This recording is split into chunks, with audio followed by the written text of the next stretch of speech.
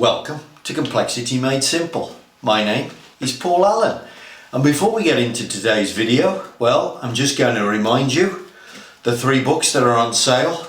Drink tea and read the paper. If you're a green belt and a black belt and you want simple instruction on how to apply your skill, design of experiments for 21st century engineers, and finally a statistical process control for small batch production. They are all available from lulu.com and the links are in the video below. Welcome to Complexity Made Simple. My name is Paul Allen and the subject of today's newsletter is one of these, the xbar R chart. It's specifically this one, but actually this is really about control charting. We're going to do a little exercise. We're going to take a look at it in a second. But just before we do, I just want to say something about this. I couldn't find an example of a hand calculated xbar R chart. That is incredible. For no money. This is free money in your pocket. It needs a pencil and a piece of paper. It's 100 years old, this technique, and with a pencil and a piece of paper you can get the best out of your machinery. Free money. Why wouldn't you use this? The xbar R chart. Let's take a look.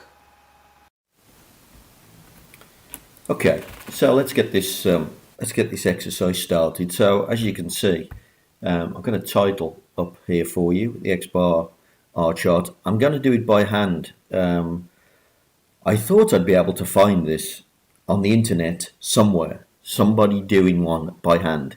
In other words, with a piece of paper and a pencil. Because if you use a piece of paper and a pencil, it is without a shadow of a doubt the cheapest way to make piles of money.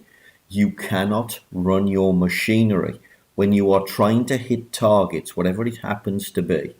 If your operator is trying to hit a target with a piece of machinery and they have dials that they can adjust in order to influence the result, whether that's a dimension or whether it's the hardness of the material or whatever it is, the only way they can do it properly is with a control chart. It doesn't have to be an xbar R chart, by the way, but with a control chart. And all you need is paper and a pencil. Maybe you might want a calculator as well. So this is the cheapest way to get your machine to do its best and therefore to make more money. And that's what this is about. So here's what we're creating. So this is the chart that we're going to create. It's based on a dimension. So we're going to assume that we're measuring millimeters. This is the most common chart. It's known as an xbar R chart. When a process is in control, a process which is in control is said to be stable. That basically means the average doesn't move. What's the average? The xbar. So process is said to be stable. It's also said to be predictable. What does predictable mean? Well, it means that the range, the spread of the data does not change.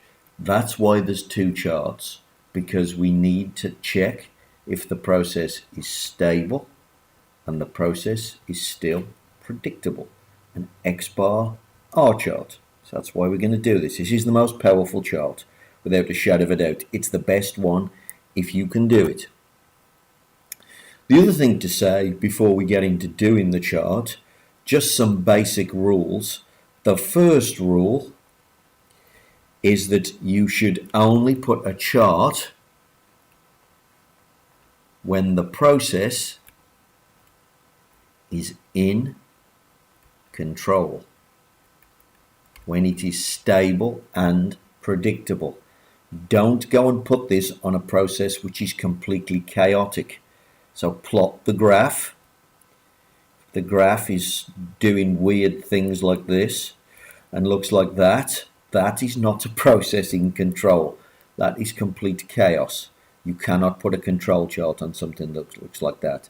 So get the process under control first, then you use the control chart.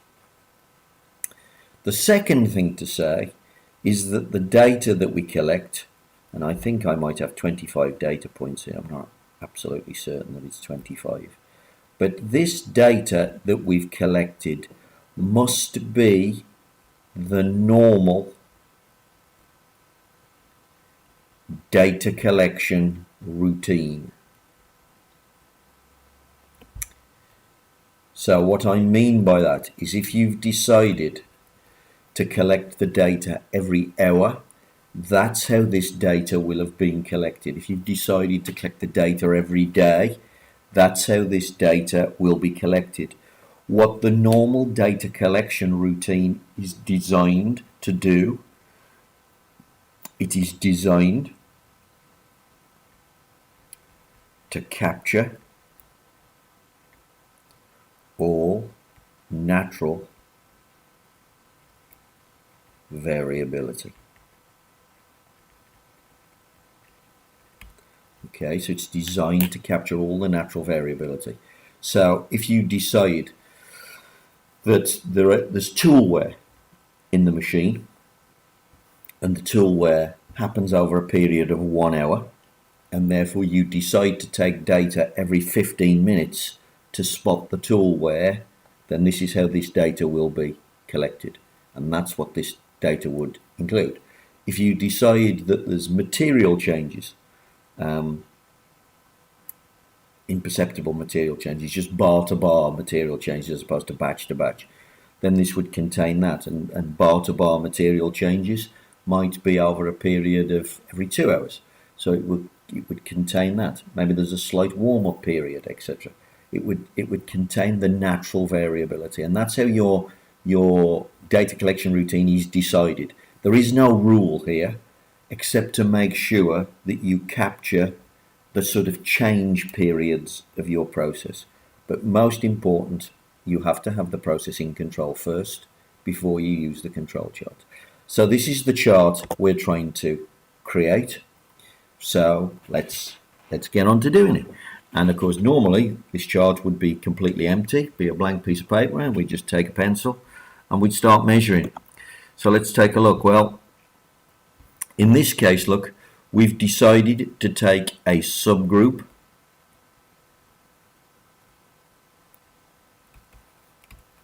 of 5. Okay, now obviously this is a practical decision that you're going to take. You know, sometimes this is easy data to get. Sometimes 5 measurements could take you an hour. So obviously the xbar R chart is something that you only do where it's practical. If the measurements take you an inordinate amount of time to capture, you might use an individual chart instead. But we're taking a subgroup of 5.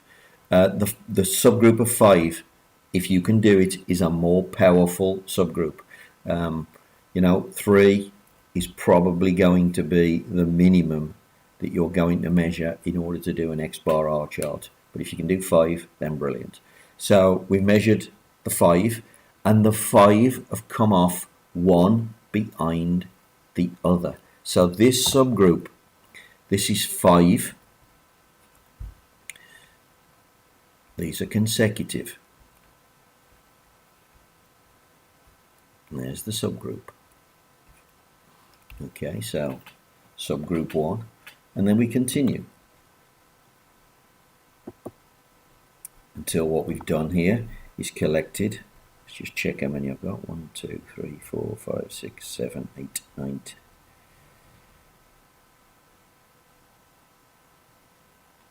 25. So I've got 25 data points here. I would probably recommend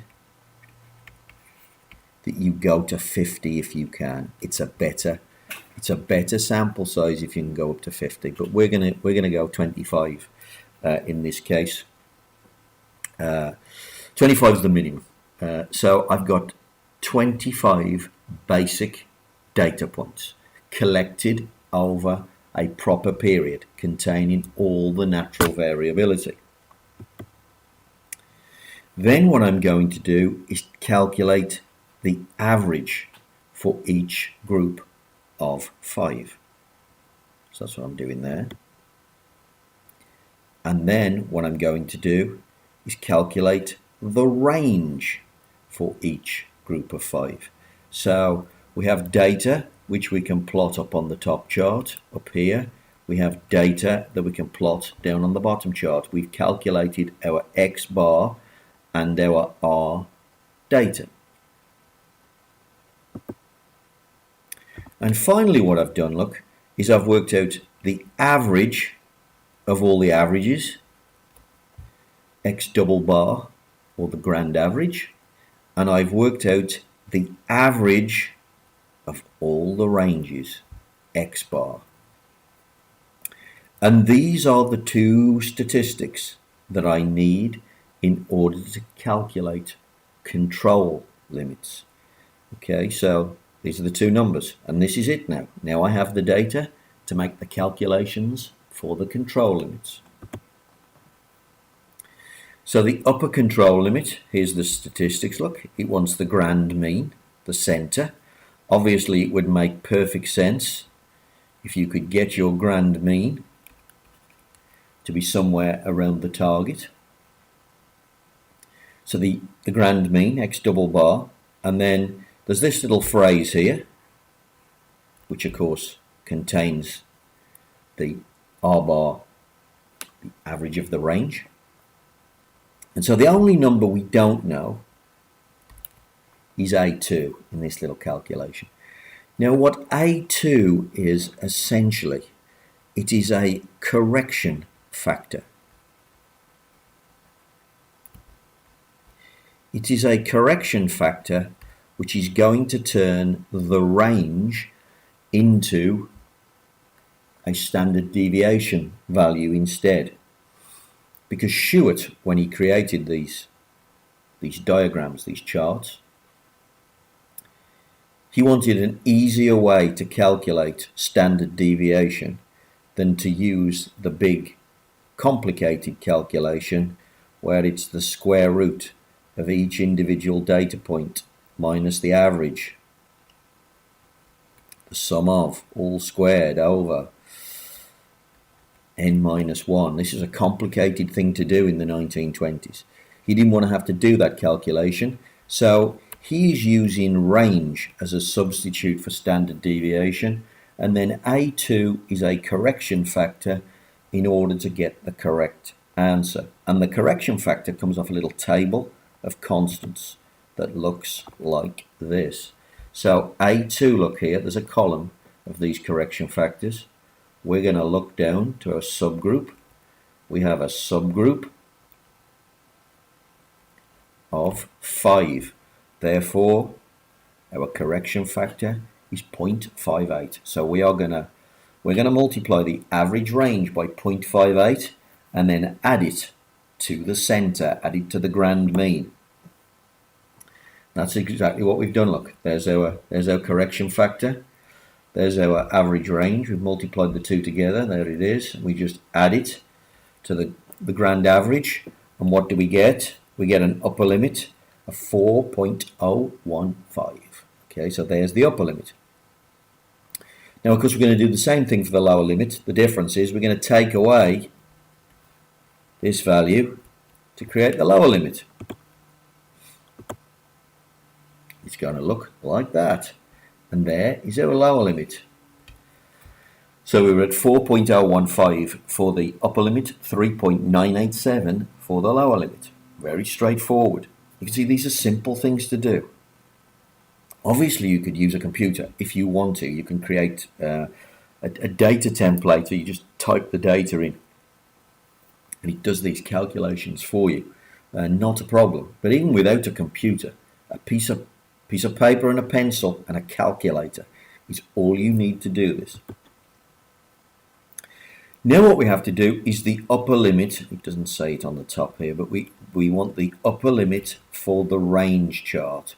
And there is only an upper limit in this case. Okay, so now we're going to take the average range, and this time the correction factor is D4. I'm just going to multiply those two numbers together to get our upper limit, which here's the result down here. So let's just find D4 on our table of constants. Here's D4. Don't forget, subgroup size of 5. Our correction factor is 2.11. And there's the calc. So our upper limit is 0.051. Now we can start putting all this fine data onto our graphs. So we have the limits. There is no lower limit, as it says there on the range. We have our 3 limits. We can now fill out a scale because we know how big the scale needs to be. So we didn't do that until we'd done some basic calcs. So we can fill out the scale. We can add in the grand average that we've worked out. We can add in the data. We can do the same on the bottom chart, add in the data, put the average through that, and then we can put the 2 sets of limits on the chart. And don't forget, this is a control chart. These limits, they are control limits. Control limits, they are natural to the process. In other words, the process told you what they were. One important thing, this chart always avoids spec limits. Spec limits are forbidden on a control chart. You do not need them. You only need the control limits. The control limits are natural to the process. They are telling the operator the natural pattern that the process is going to adhere to. Whilst the process is naturally adhering to that normal pattern, you are going to leave the process alone. Only if it does something weird like this, moves outside the limit, or indeed maybe it stays one side of the center line, something like that. There are rules around the chart which you can look up. But when it starts to do something strange compared to its natural pattern, then the process is said to be out of control. Now, if you get a point like this, what do? Well, you have rules about what happens next. And typically what happens next is you do a process, a very simple process audit. The operator will have an audit to carry out. What are they? They are simply checks. So it could be that he's supposed to have a certain speed, a certain feed, a certain pressure, a certain temperature. He checks them. If he is not where the rules tell him he should be, he will put the process back on the rule. He might have a rule that says he should sharpen the tool every 10 pieces. If he hasn't adhered to that rule, he will follow the rule. So he will put the process in the exact condition that it should be. And that's what the operator's role and responsibility is. His role and responsibility is to follow the rules, and he uses the control chart to make sure that he's applying them correctly and his machine is behaving naturally. It's really important. His machine is behaving naturally. And when his machine is behaving naturally, he takes his hands off, he sits back, he drinks tea, and he reads the paper. Because when a process is in control, it needs no operator assistance. If the operator is assisting, you have a problem. You are out of control. But when a process is in control, this is when you'll make most money. When your operator is drinking tea and reading the paper, this is when you'll make most money. And you make most money with a piece of paper and a pencil. And that is how to do an xbar R chart by hand. And now the operator can get on and see if the process is in control. Obviously, people do use software for this, and this is something that people go, we use a computer, we use a computer, we use a computer. They love software. I do have a computer. I do have a computer that will calculate, a piece of software that will calculate these limits for me. There is nothing wrong with using a computer to do that. I'll just show you the version that I have. So here's the data that's on the xbar R chart. I have a piece of software called SigmaZone. And if I go to control charts up here, it will do all the different control charts for me. Here's the data. If I simply highlight the data, go to SigmaZone, go to control charts, xbar R, next. My subgroups are in rows, which is correct, they are. Next. It's asking me how I'd like the diagram to look.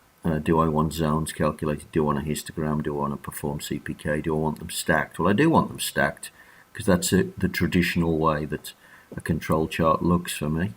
And then I'm just going to click finish to that. So very simple. So you can see how quick this is. It's just made exactly the same calculations, look, that I've just made. And there's the diagram for you. Now I could use this, so I can add data to this. If I just show you this, if I add some data, I'm going to add some out of control data, I think so. Just to show you. So if I add data like that, and then I go back to the chart, it now says the chart isn't updated. Would I like to add the extra data point? So if I go here, I can hit update chart, and it'll put that extra data point on the chart. It's not. You can see how I made it a little bit too dramatic, but it's not recalculating the limits, by the way. It's just putting the new data point on there. I shouldn't have put something quite so extreme on the chart, but you get the point. Now you could do that rather than plot these graphs by hand.